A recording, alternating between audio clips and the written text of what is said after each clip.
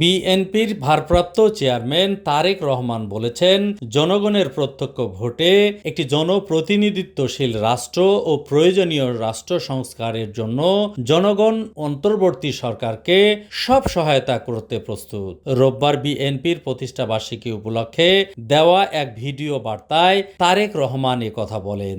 তিনি দলের নেতাকর্মীদের উদ্দেশ্যে বলেন, আপনাদের প্রতি আমার স্পষ্ট বার্তা, শক্তি কিংবা ভয় দেখিয়ে নয়, ইনসাফ এবং উদারতা দিয়ে মানুষের মন জয় করুন, জনগণের ভালোবাসা অর্জন করুন। তারেক রহমান আরো বলেন, আমি মনে করি আমাদের দল বিএনপি মনে করে জনগণের কাঙ্ক্ষিত বাংলাদেশ গঠনের জন্য রাষ্ট্র ও রাজনীতি সংস্কারের বিকল্প নেই। দীর্ঘমেয়াদী রাষ্ট্র সংস্কার কার্যক্রমগুলো জনগণের প্রত্যক্ষ ভোটে নির্বাচিত সরকারের মাধ্যমে হলে সেটি বেশি কার্যকর বলেও জনগণ বিশ্বাস করে। গণতান্ত্রিক বিশ্বেও এটি স্বীকৃত। তারেক রহমান বলেন, রাষ্ট্র রাজনীতি, শিক্ষা, সংস্কৃতি, অর্থনীতি, জনপ্রশাসন, বিচার বিভাগ সব ক্ষেত্রে দেশকে এক নৈরাজ্য অবস্থায় রেখে স্বৈরাচারী হাসিনা পালিয়েছে। দেশকে ঋণ নির্ভর, আমদানি নির্ভর, পরনির্ভর রেখে স্বৈরাচারী হাসিনা পালিয়েছে। শুধু একজন হাসিনাই পালিয়ে যায়নি, বিনা ভোটের সব এমপি, এমনকি তাদের নিয়োগ দেওয়া বায়তুল মোকাররমের খতিব পর্যন্ত পালিয়েছে।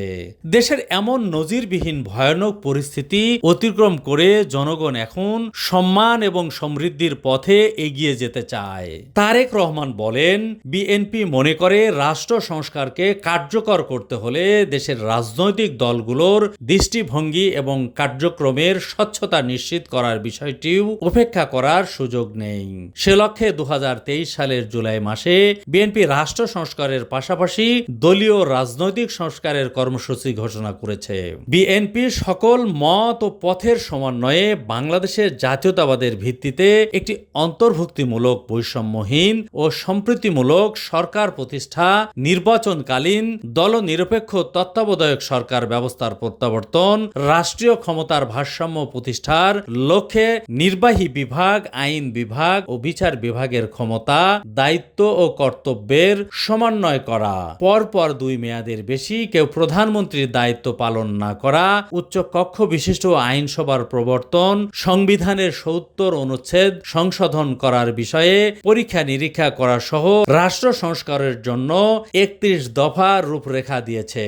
তারেক রহমান বলেন, গণভবন বর্তমানে স্বৈরাচারী হাসিনার দুর্নীতি, দুঃশাসন, অনাচার, অপকর্মের প্রতীক। ইতোমধ্যে বিভিন্ন মহল থেকে এই গণভবনকে গুম, খুন, অপহরণ এবং গণহত্যার মিউজিয়াম হিসাবে প্রতিষ্ঠার দাবি উঠেছে।